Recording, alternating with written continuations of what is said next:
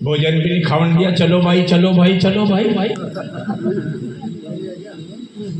खैर सारी रात से आप इस सत्संग का सुख ले रहे हैं, सभी तरह की वाणियां हुई। आज तो बहुत सारे महापुरुष आप लोगों के सामने आए, सभी तरह का ज्ञान उड़ेल दिया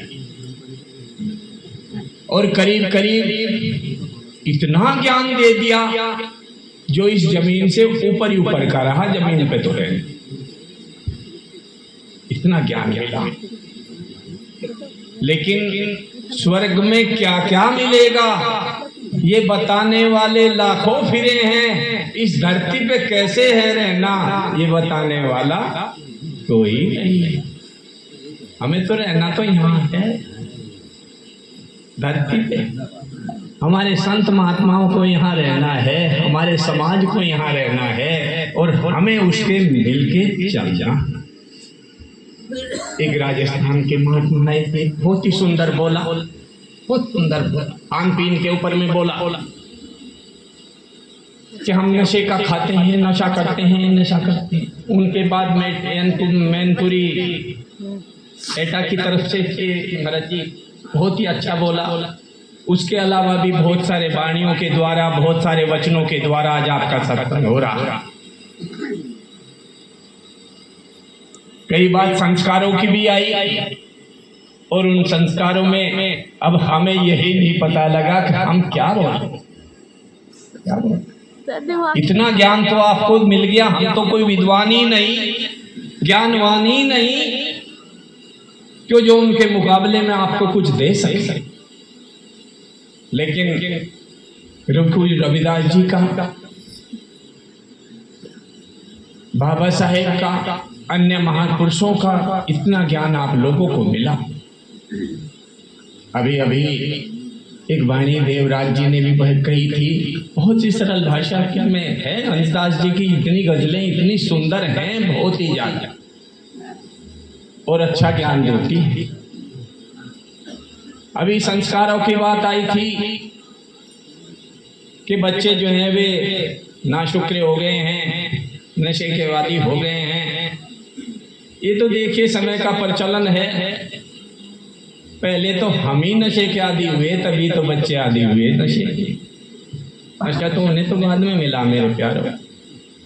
राजस्थान जी के महात्मा थे, उन्होंने कितना सुंदर कहा कि हम अपने खान पान को सुधारें। जब हमारा खान पान गलत हो गया तो हम खुद गलत हो गए। कोई देवियों का बहाना लेता है कि अभी अभी नवरात्रे जा रहे थे।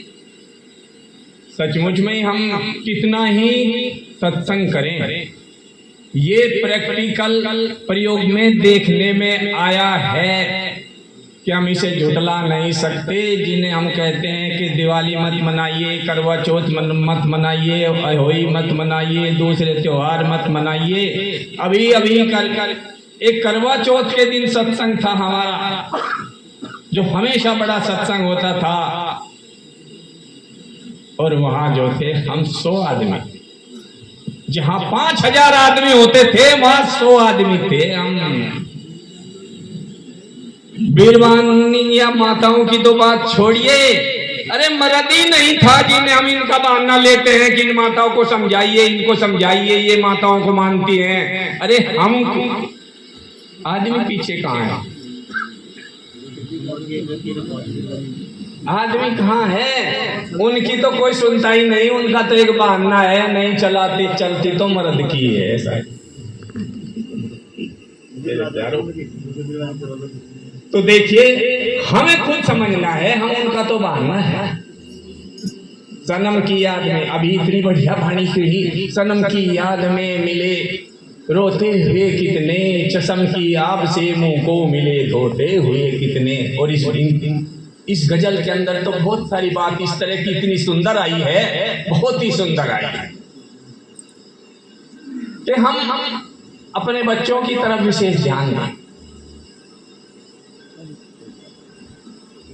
अपने बच्चों की तरफ विशेष ध्यान दें। ये महात्मा संतों की वाणियां सुन के आप लोगों को बहुत ज्ञान हो गया होगा, लेकिन हम एक गांव में सत्संग में गए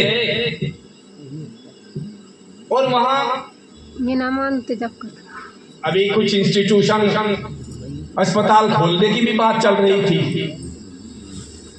जब पैसा था जब तो ये बात खोलने की आई नहीं, आज पैसा नहीं है तो आज खोलने की बात आई है। महाराज जी समनदास जी थे, बोरी भर के पैसा इकट्ठा होता था,